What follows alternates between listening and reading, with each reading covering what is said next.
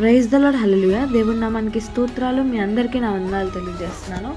ఈ దినం కొరకు దేవుడు సిద్ధపరిచినటువంటి మాటలు, ప్రియ సహోదరి సహోదరుడా, చాలామంది క్రైస్తవులుగా పిలువబడేటువంటి వారు, క్రీస్తును వెంబడించేవారు చేస్తున్నటువంటి పొరపాటు ఏంటంటే, కేవలం మందిరంకు వెళ్ళినప్పుడు మాత్రమే దేవుణ్ణి సేవించేవారుగా, ఆదివారానికి మాత్రమే భక్తిని చూపించేవారుగా ఉంటున్నారు.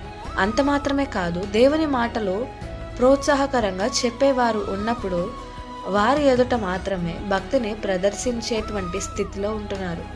కానీ ఆ తరువాత చల్లారిపోయినటువంటి స్థితిలో వారి యొక్క ఆత్మీయ జీవితం ఉంటుంది. కానీ ఉదయకాల సమయంలో పరిశుద్ధాత్మ దేవుడు నీతోనే మాట్లాడుతున్నారు.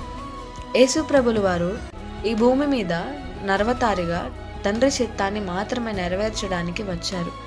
మానవులు ఎదుర్కొనే ప్రతి శోధనను ఆయన కూడా ఎదుర్కొన్నారు.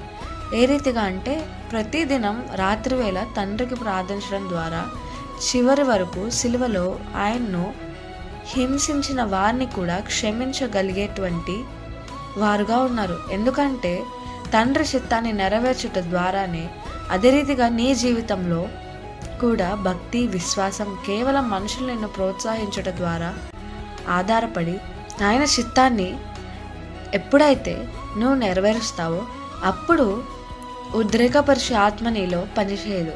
పరిశుద్ధాత్ముడు మాత్రమే పనిచేస్తారు. ఆయన నిన్ను సర్వసత్యంలోనికి నడిపిస్తారు.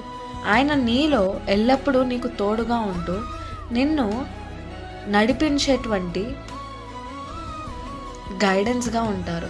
ఈ మాటలు దేవుడు నీ కొరకే మాట్లాడుతున్నారని విశ్వసించినట్లయితే, నీవు దేవుని మీద ఆనుకున్నప్పుడు నీ జీవితం పరిపూర్ణ ఆనందంతో నింపుతాడు.